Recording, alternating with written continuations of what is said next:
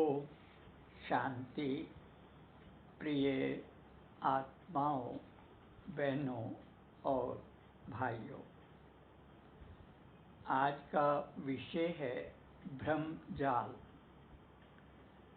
आजकल कई बहन भाइयों का ये कहना है कि हम पिछले 20-30 साल से प्रजापिता ब्रह्मा कुमारी ईश्वरीय विश्वविद्यालय में समर्पित होकर सेवाएं दे रहे थे, लेकिन अब हमने अपना स्थान बदल लिया है। अच्छी बात है, अच्छा काम किया है। ठीक वैसे ही जैसे आजकल के नेता कर रहे हैं, वो भी यही कहते हैं कि पिछले 40 साल से कांग्रेस की सेवा कर रहे थे, अब बीजेपी में आ गए हैं। ईश्वरीय मार्ग में परीक्षा निश्चय की होती है, महत्व निश्चय का होता है। जो कच्चे होते हैं वो छोड़ जाते हैं, पक्के अपनी जगह पर बने रहते हैं। पाला बदलने वालों को तो घर में भी सम्मान नहीं मिलता, उन्हें अपने घर में ही शर्मिंदगी उठानी पड़ती है और सुनना पड़ता है कि कल तो आप वहाँ जा रहे थे, आज यहाँ जा रहे हो। तुम्हारा कोई दीन ईमान है या नहीं?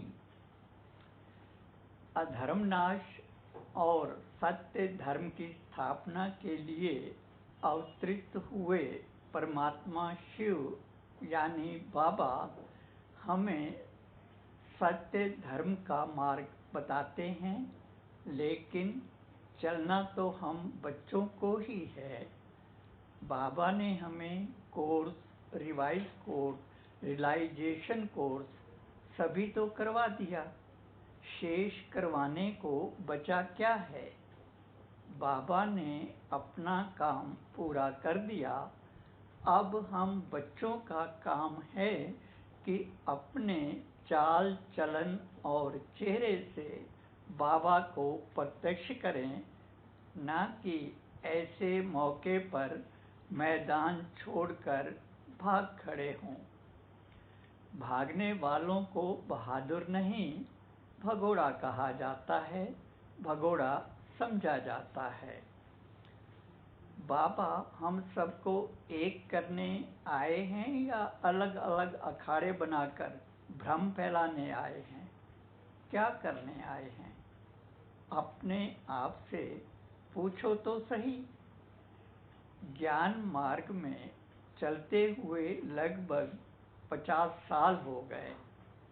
इस दौरान मैंने अनेकों बाबाओं को देखा जो ये दावा करते थे कि बाबा का पाठ अब यहाँ चल रहा है, अब वहाँ चल रहा है।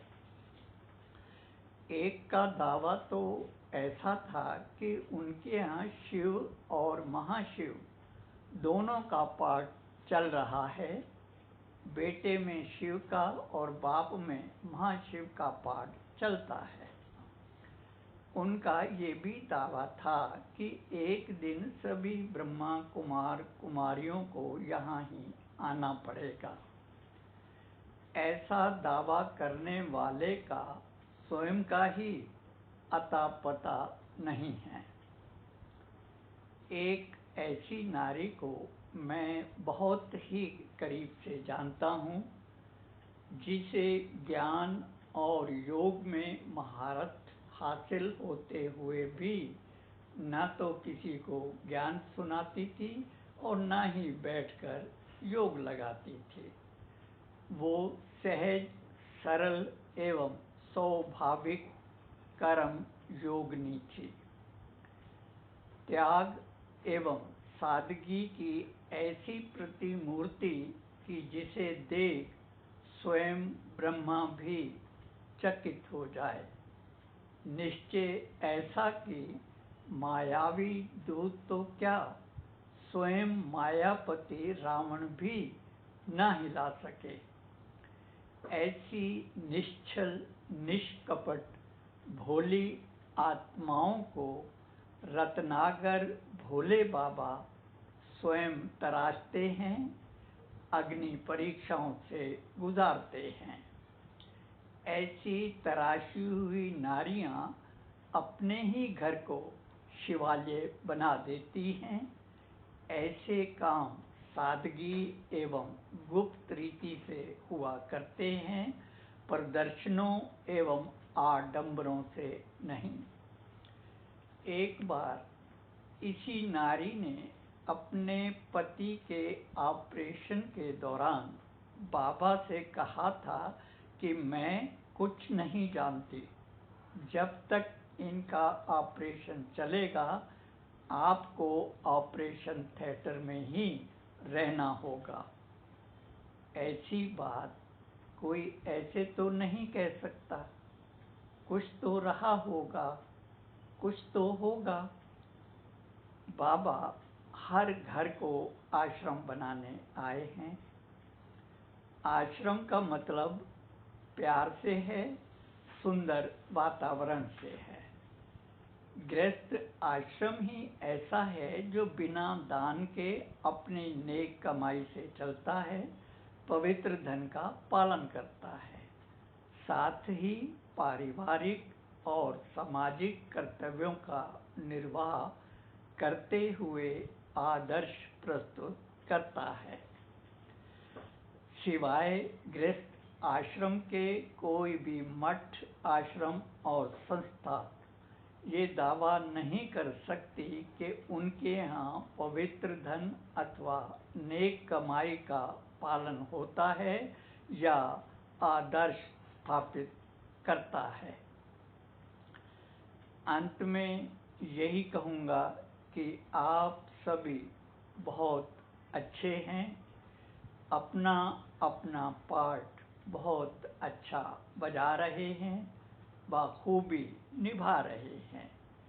आप जहाँ भी हैं खुश रहिए, खुशियाँ बांटते रहिए। मेरी शुभकामनाएँ, शुभ भावनाएँ और दिल की दुआएं सदा आपके साथ हैं, साथ रहेंगी। मेरे शब्दों में न जाते हुए भाव और भावना को समझने का प्रयास करेंगे, साथ ही किसी भी प्रकार की हुई त्रुटि के लिए क्षमा करेंगे। अच्छा, मधुर याद सहित ओम शांति।